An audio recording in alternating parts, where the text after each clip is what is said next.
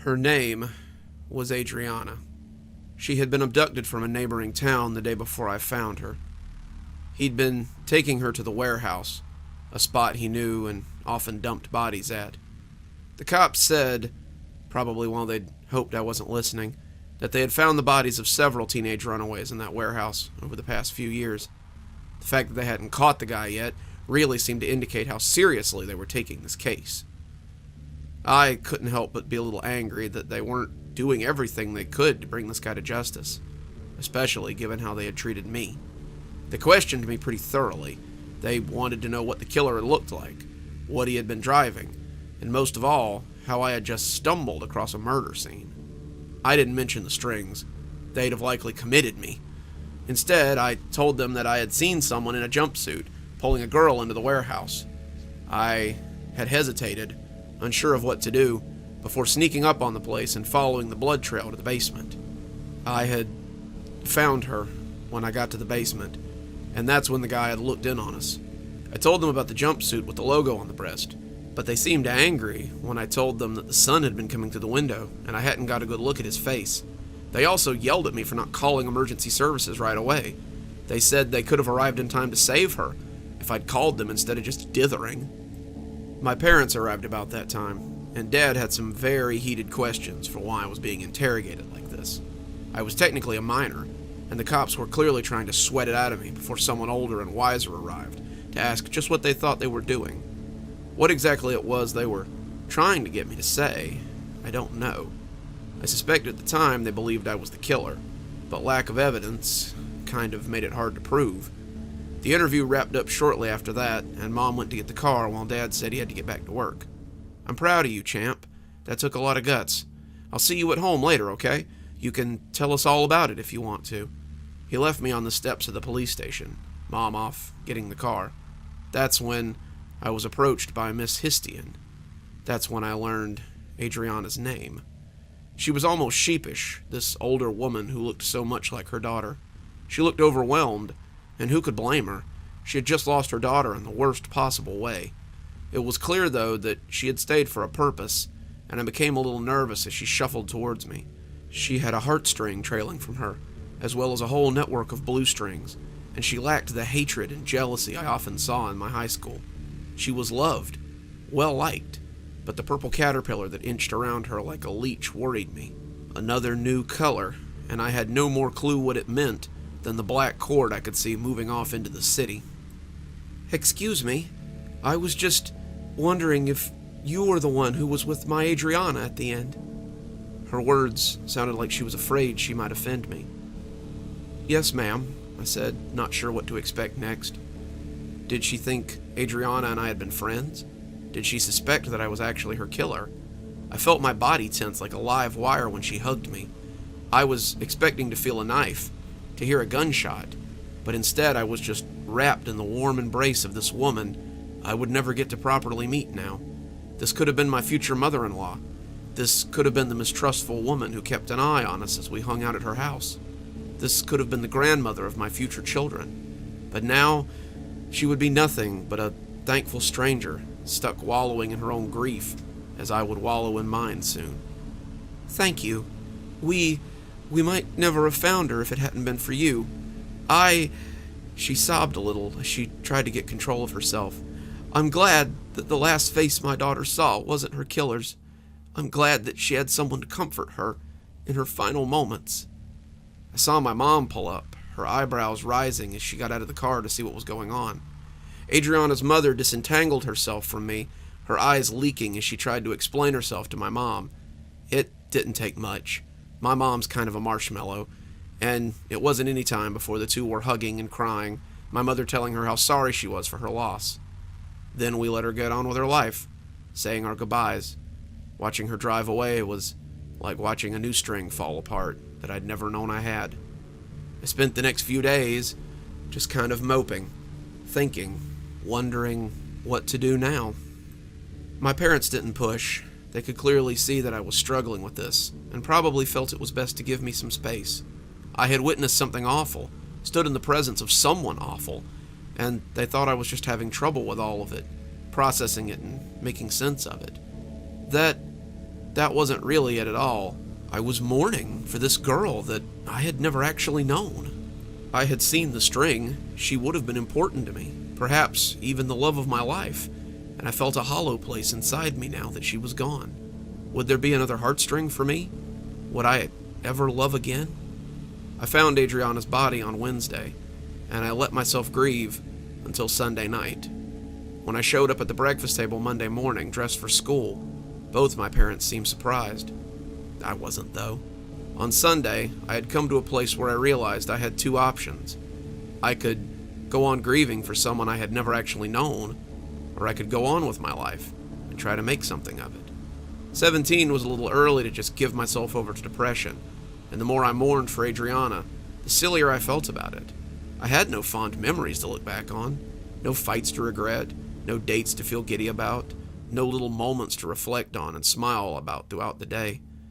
I couldn't in good faith throw my life away for someone that I'd only known in passing, known that they could have been important to me. I was 17. I had my whole life ahead of me.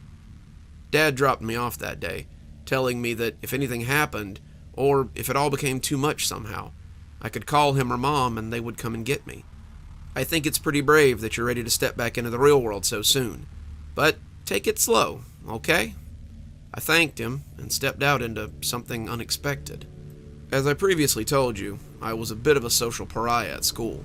Lisa Carmichael, the last girl I had really been serious about, had told the school that I was a creep who didn't respect women.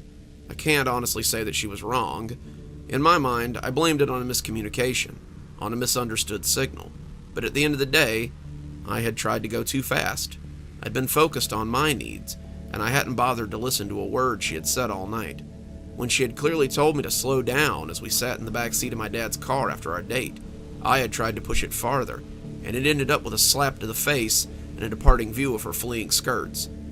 I had deserved the reputation, and had expected to come right back into it. I was greeted instead with whispers and pointed fingers as I walked towards the library, where I usually meet my friends. Strings seemed to attach themselves to me as well, hesitant blues or pulsing yellows, even a few lighter red strings that throbbed with an almost hopeful heartbeat. I tried to ignore this, not sure what to make of this sudden attention, but it was getting harder and harder to deny that something had shifted. Some of them had even started following me, and when I dipped into the library, I was a little happy to have a door between them and me. Mark and Daniel seemed legitimately surprised to see me when I arrived at school. I guess I couldn't blame them. I hadn't taken a visitor or a phone call or even logged onto my computer in 5 days. They likely thought I was in the hospital or something, and seeing me now had to be a bit of a shock. Daniel exuded his usual blue string, but from Mark, I was getting blue and maybe a little yellow. They were almost neon as they pulsed in and out. Dude, where the hell have you been? Yeah, sorry guys. I was, in kind of a bad place after what happened. I can imagine, Daniel said. Mark just shook his head before I could derail his train of thought. The whole school has been talking about you. You're a legend, man. The stories range from you finding a dead body to saving a girl's life. The rumors about you being a creep are dead. I'm pretty sure most of the girls at school would line up for a chance at you.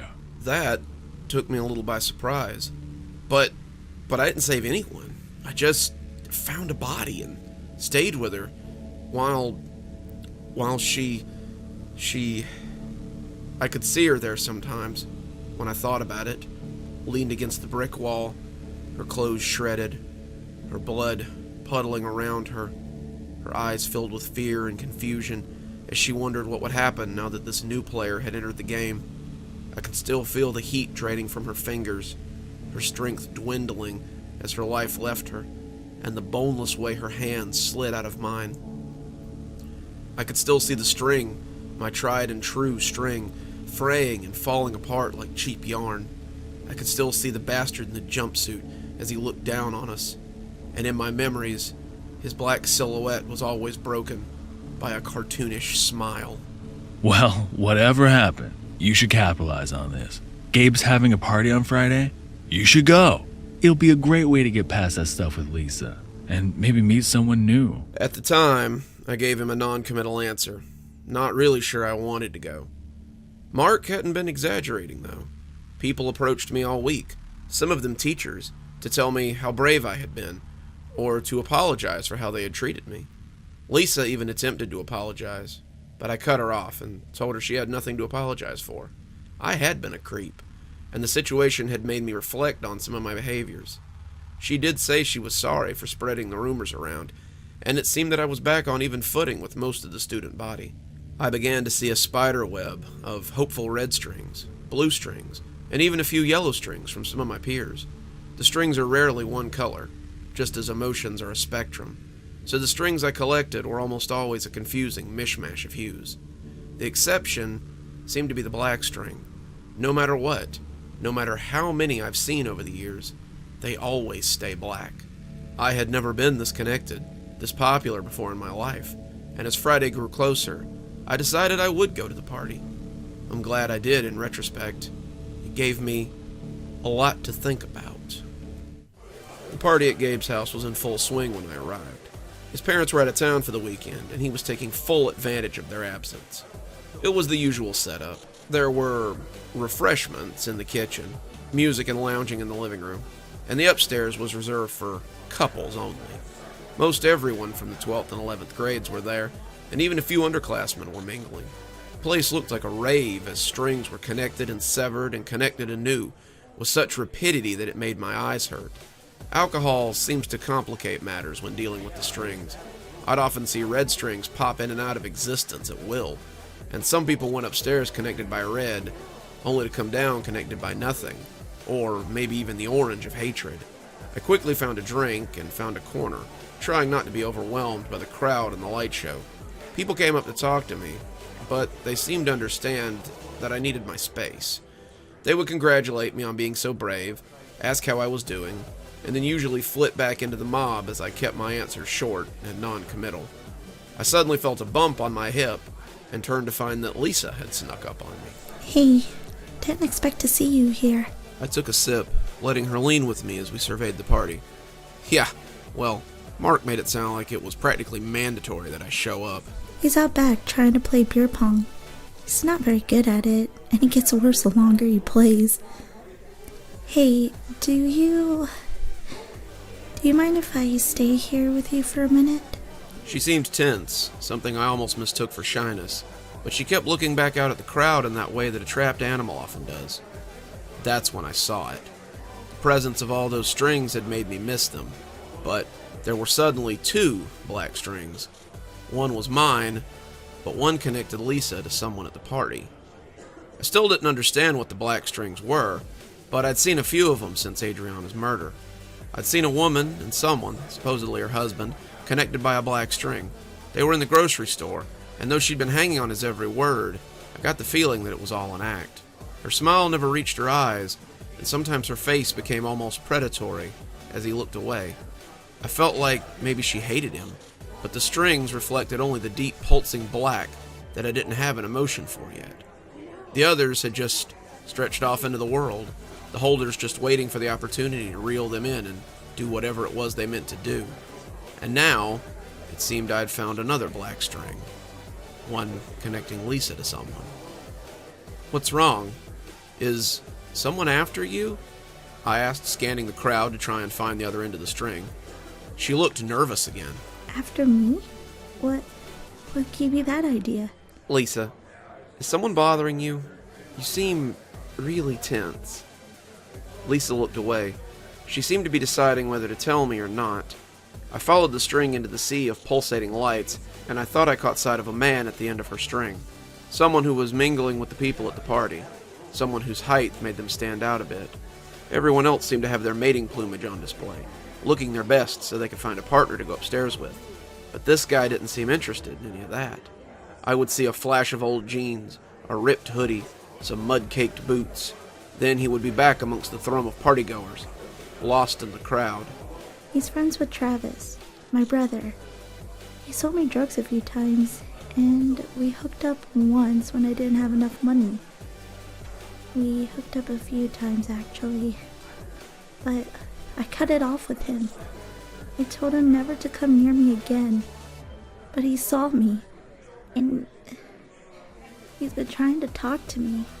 I just keep avoiding him, but That was the moment that he finally stepped out of the crowd, and I got a good look at him. The string connected the two of them at the navel, and from under his hood, it appeared he had eyes only for her. She seemed to see him noticing her, and stopped talking. He had taken a few steps towards us when Mark suddenly staggered in front of me, grinning. You made it. Come on, someone wants you to meet. He reeked of booze and slurred his words as he led me to the kitchen. I looked back at Lisa as he steered me away. She had tried to follow us, but the hooded man stepped in front of her and blocked her from view. I tried to break away from Mark, but he had dragged me into the kitchen where a chorus of voices rolled over me like a wave, and the swinging kitchen door blocked out the living room. The kitchen was full of people in similar state. They took my sudden appearance as an invitation to bombard me with questions. They called me a hero. They wanted to know about the crime scene. They wanted to know about the girl. They wanted to know what I'd seen. They wanted to know about the killer, and on and on and on. Their drunken questions kept spinning around me like a cloud of bees, and between their questions and the constant pulse of their strings, I was becoming overwhelmed. I had experienced problems with anxiety before, but as they all pressed in, I began to sweat, thinking of Adriana, thinking of Lisa, thinking of the shadowy man, and all the things, and all the colors and feelings as my head pulsed and spun like a merry-go-round. I felt sick, their too sweet breath making a miasma around me, and as I excused myself and fled for the door, I felt like I might throw up, and I didn't want to do it in front of a crowd. Mark moved to intercept me. What's wrong, dude? Can't hold your liquor? I felt the cool air on my face, the house party loud enough to rattle the windows, as I tried not to paint Gabe's house in my vomit. That was when I heard a familiar voice. let go of me. Let go. I'm not going with you. I looked around the corner of the house, my legs wobbling as my stomach heaved, and that's when I saw them. The man in the hoodie was dragging Lisa towards his car, Lisa fighting him every step of the way. She was shouting, trying to raise attention from somewhere, but her kidnapper was having none of it. He had a death grip on her wrist, and used his size to his advantage. I stepped towards them, but felt my legs wobble, the anxiety buzzing inside me. It hadn't been like this the last time. I was just a lovesick kid following a string. I was no hero. I was just at the wrong place at the right time. I clung to the house as Lisa tried to pull away, not sure I had the strength to do what needed to be done. So you really are a coward, then? I would hear that voice throughout my life, and though I'd never spoken to her, I knew it was Adriana. You can save her, like you couldn't save me. Doesn't she deserve the life I won't have? That was when Lisa pulled free suddenly, jerking her arm out of his grip and shouting for him to leave her alone. That was when he pulled the knife out of his jacket pocket. I told you, if I can't have you, no one can. The black string between them pulsed and throbbed as they stood staring at each other. It was growing excited as the moment of its completion approached, and that was when I realized what the strings were for. It connected them, drew them together, but its purpose was ultimately to be broken. It would break when he took her life. It would break when he severed the connection. The man had no intention of loving her. He just wanted to make sure that no one else ever would. I ran at him, the moment of his completion seeming to dull his senses. When I hit him around the waist, tackling him against the nearby car, the knife slipped out of his hand. I told Lisa to call the police, and she nodded as she ran towards the house. As she left, the black string began to fray between them, disappearing as the moment of the kill passed. He struggled a little, cursing at me through a mouthful of wet cotton. He was larger than me and probably could have thrown me off if he'd really wanted to, but he'd hit his head when I tackled him, and he seemed kind of out of it. I saw flashing lights and heard sirens coming up the road, followed by the shouts of the partygoers and the general exodus of Gabe's guests. It looked like the party was over. They started to cuff me after separating us, but Lisa told them that it was the guy in the hoodie before he got too far away. He had been trying to stumble off in the confusion, but they got him before he could get too far. They actually thanked me for my help, and Lisa threw a big hug around me as they took our statements. I'd be dead if it wasn't for you. I nodded, telling her it was nothing. Looking down, it was only my black string now, coursing off into God knew where. I wondered how long it would be before whoever was on the other end The man who'd killed Adriana, I suspected, came to settle our score. Good evening, everyone. It's me, Dr. Plague. Thank you so much for joining me for tonight's story. I do hope you enjoyed the voice talents of the Baron from Horror Stories with the Baron and Wolfykins from Wolfykins Tales. They are, in my humble opinion, vastly underappreciated voice talent, and I've put a link to their channels down below if you'd like to go have a look. Well, let's go ahead and thank our patrons before we sign off for the night. Thanks to Leslie Lou Riddle for being our Spooky Skeleton tier contributor. Thanks, Leslie. We just couldn't do it without you. If you'd like to support the show, come on down to Patreon. For just $5 a month, you too can have your name read out at the end of every video and every TikTok that I do. If you find that you enjoy my books, there's a tier for that too. For just $10 a month, you can have a signed copy of any book that I put out, and I put out at least 2 a year. So, if you'd like to support the show in some small way, come on down. We'd love to see you. Or just come on back next week for more great stories. Dr. Plague, signing off. Have a wonderful evening.